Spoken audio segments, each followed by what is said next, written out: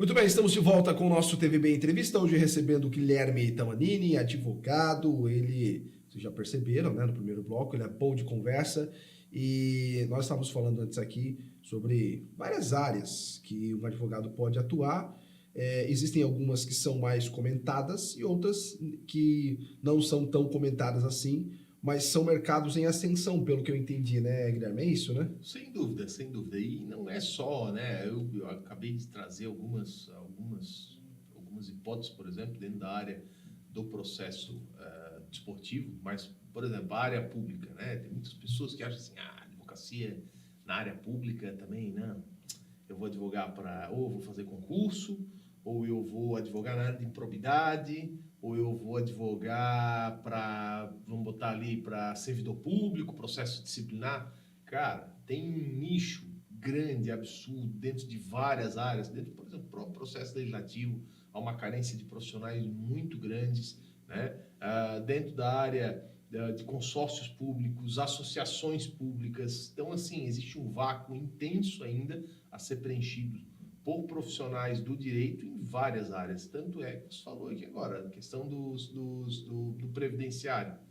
Acabou de ter uma bomba sobre isso, né? Agora, recente, os advogados previdenciaristas estão surfando na onda. E o direito, ele é feito disso, ele é apaixonante porque ele é feito disso. Você, mesmo não sendo, vamos dizer assim, não tendo a dor do cliente para você, você tem que, vamos dizer assim, ter a empatia de entender o que é a demanda do seu cliente para poder defendê-la, né? Independente, vamos dizer assim, de você ser um dominador sobre o assunto, por exemplo, a área de direito da saúde. Sim. Cara, o que tem de profissionais crescendo nesse meio, existem advogados lá na minha região especializados na área de harmonização facial. Caramba. E o cara, assim, ó, não é um, pelo menos assim, ó, eu conheço uns 3, Sim. os caras surfando na onda e indo muito bem, usando da profissão realmente, corretamente para o seu sucesso e a sua ascensão profissional em um nicho extremamente peculiar. E tem tantos outros. Venda de cavalo, por exemplo. Existem advogados especializados hoje na constituição de contratos para venda e aquisição de equinos. Então, tem vários mercados, né? Tem vários mercados. Vários mercados, é impressionante. Bom, voltando à questão do direito eleitoral, por que ele é tão complicado, Guilherme? Olha, Wellington, eu diria que não é que ele é complicado, é que o direito eleitoral ele sofre de uma mazela, que é a organização, primeiro, da legislação. Certo. Você tem uma legislação, primeiro, muito apartada. Existe um código eleitoral que ele é da década de 40, ele foi constituído na década de 40, quando a justiça eleitoral foi reinstituída no Brasil, pós o período de Estado Novo. Nesse momento, foram inseridas regras voltadas à representação democrática no Brasil, que futuramente, né, no fluxo da história, elas acabaram sendo atualizadas. Porém, elas foram atualizadas pelo protagonismo da justiça eleitoral. Para a nossa audiência aí que está em casa não achar que eu estou falando coisa complicada. Olha o que acontece no direito eleitoral. Você tem o Código Eleitoral, você tem a Lei Geral das Eleições, você tem a Lei dos Partidos Políticos, mas, detalhe, quem legisla a cada eleição, por exemplo, próxima eleição do ano que vem, as resoluções voltadas ao campo da regulamentação de propaganda política, distribuição de fundo partidário, deixa eu pensar em outra... Questão do gênero lá e... Cotas de gênero. Cotas de gênero na constituição das candidaturas. Tudo isso é definido. A questão das cotas até foi feita em outro momento, mas tudo isso é definido pelo TSE, que é o órgão que é, vamos dizer assim, o órgão máximo da justiça eleitoral, né? Existe uma justiça especializada no Brasil voltada à regulamentação das eleições, né? Isso foi, vamos dizer assim, até existem alguns críticos internacionais que dizem, olha, mas é muita atribuição, é muito poder num único órgão. É verdade, é muito poder num único órgão. Mas incumbe no Brasil a Justiça Eleitoral a organização das eleições. Então, quando você pergunta para mim por que é tão complicado, é tão complicado por quê? Porque é vamos dizer assim, um ente complexo, muito grande, que tem uma série de legislações esparsas fixadas pelo Poder Legislativo, né? E ainda, além dessas legislações existentes, a cada eleição existem novas resoluções feitas ainda um ano antes do processo eleitoral que regulamentam as eleições. Então, por exemplo, o que é propaganda vedada numa eleição pode não ser na outra. E você vê ainda dentro dessa lógica, Wellington, uma restrição constante sobre esse aspecto, né? Lembra da época dos showmícios, outdoors, etc? Você vê isso. O que é isso? É a evolução dos entendimentos de jurisprudência e do poder, vamos dizer assim, normativo da Justiça Eleitoral de regulamentar o processo. Ou seja, eles foram entendendo que aquilo dali maculava o processo, que aquilo dali tornava o processo desigual, etc., e foram tornando cada vez mais restritos. Então, eu gosto de brincar que o processo eleitoral foi ficando um pouquinho mais chato. Com o fluxo do eleitor, acaba, como é que eu vou dizer assim, quem gosta de eleição, gosta da musiquinha, gosta do processo. Eu mesmo lembro de pequeno, de estar sempre cercado desse ambiente, né? Mas, querendo ou não querendo, ela acaba sendo complicada por isso. Pois é, mas é aquela questão, né? E é impressionante isso. Como tu falou, foi evoluindo, as mudanças foram acontecendo. Antes eram 3 meses de campanha, cara. Quem é que aguenta 3 meses de campanha? Aí aquela poluição visual, querendo ou não, aquelas placas enormes assim, e ficava aquela coisa toda, né? Uma coisa... qual que é a tendência no teu modo de ver com relação à justiça eleitoral e com relação à questão eleitoral em si? Hoje a gente vê aí os partidos, alguns tentando sobreviver, né? Mudanças estão acontecendo, particídio que está se falando, né? Qual que é a tendência da política em si? O que o nosso eleitor pode imaginar que vai acontecer no ano que vem? Veja, Wellington, eu tenho a impressão que isso nada mais é do que a fotografia do momento. Essa constatação tua, ela é uma constatação fática, né?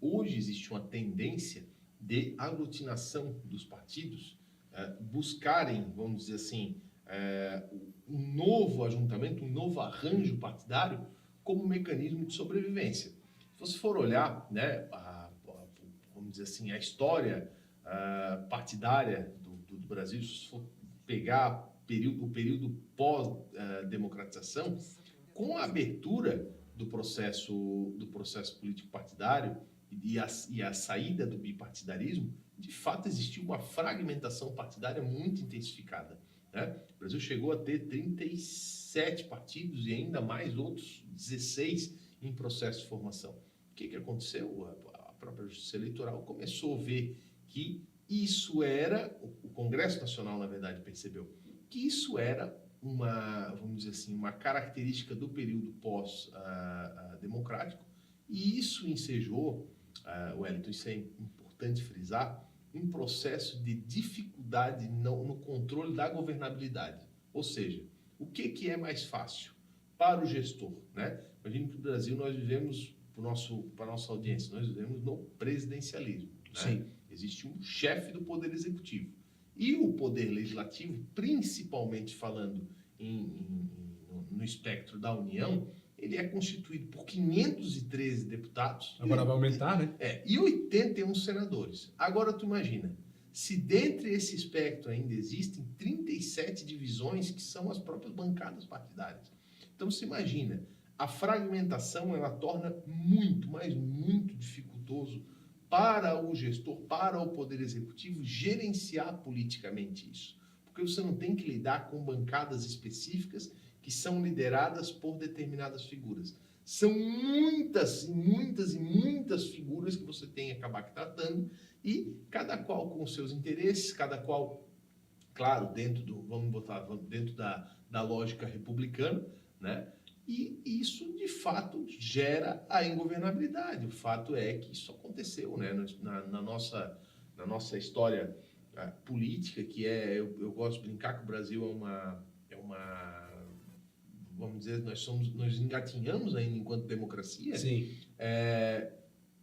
Nós tivemos, dentro dessa lógica, pós-democratização, um presidente que sofreu um processo de impeachment, Fernando Collor. O Itamar complementou o mandato, né? Não foi eleito para chefiar o executivo. O Fernando Henrique conseguiu terminar o mandato, não obstante, sofreu ameaças de processo de impeachment. O presidente Lula terminou o mandato, mas depois acabou sofrendo todo o processo conturbado que acontecou. Foi parar na cadeia também. Aconteceu essa situação. Dilma sofreu o processo de impeachment e olha o que está acontecendo agora com o Jair Bolsonaro. Então, fora Michel Temer, que também acabou sendo preso. Então, tem alguma coisa de errada com esse sistema, e não é que seja culpa exclusiva, mas o multipartidarismo, como consequência do processo, faz parte contribui para essa ingovernabilidade. Pois é, a gente vive uma situação hoje que é interessante o seguinte, né? Hoje, antes nós tínhamos uma divisão de poderes bem estabelecida, né? E bem definida. Então, o executivo, o legislativo, o judiciário, cada coisa. E dizem que a imprensa é o quarto poder, mas aí é uma outra questão que a gente não vai falar sobre isso. Mas dizem que é. Enfim, hoje está tudo muito misturado e cada qual quer mandar mais e se meter no bedelho do outro, como diz, né? O quão prejudicial isso é para o país, Guilherme? Olha, Wellington, eu tenho a impressão que, na verdade, se você olhar no âmbito da Constituição Federal, né, principalmente, lógico que a Constituição Federal de 88 ela é fruto de uma construção, de uma evolução significativa do processo democrático do país, mas ela não é apartada da nossa história. A nossa história é autoritária, isso é um fato, isso não é uma lógica, vamos dizer assim, contestável. Se você for olhar em 1960, na última eleição pré-regime militar, Sim. Se você for olhar a quantidade de pessoas, o percentual da população que votou naquela eleição é de 20%. 20% do eleitorado brasileiro votou em 1960. Que democracia é essa? Né? Então, você começa a observar, vamos dizer assim, o amadurecimento da democracia pós-88. E aí, respondendo a tua pergunta, é extremamente nocivo quando você tem uma repartição de competências prejudicada vamos dizer assim, pela concentração de poder em Brasília. O grande vilão dessa história, né? Esses dias eu tive a grata felicidade de trabalhar um tempo na Assembleia Legislativa e eu ouvi algumas críticas de algumas pessoas, Wellington, já ouvi várias vezes, criticando o legislador estadual, inclusive colegas de profissão meu, de que o legislador estadual, o deputado estadual, criava muita lei inconstitucional. E o fato, no anuário do STF, de 2019 a 2020, se eu não me engano, cerca de 90%, 92% das ações diretas de inconstitucionalidade propostas contra lei ou ato normativo estadual foram julgadas procedentes. Ou seja, 90% do que se contestou judicialmente no STF era de fato inconstitucional. Mas, voltando para a lógica aqui, sim, o que isso é? É um problema do legislador? Não necessariamente, é um problema da própria Constituinte, que reuniu muitas competências para legislar e muita responsabilidade para a União. União, diga-se, governo federal, Congresso Nacional, a instância máxima do Poder Judiciário, e recolheu isso, por exemplo, dos governos estaduais, do Poder Legislativo Estadual e também dos municípios, né? Então, sim, é prejudicial, é nocivo, porque isso custa, e não só custa, mas, vamos dizer assim, gera um certo distanciamento do próprio eleitor para com a classe política, né? Pois é, e as perspectivas, elas não são boas, né? Não, da forma como as coisas estão acontecendo...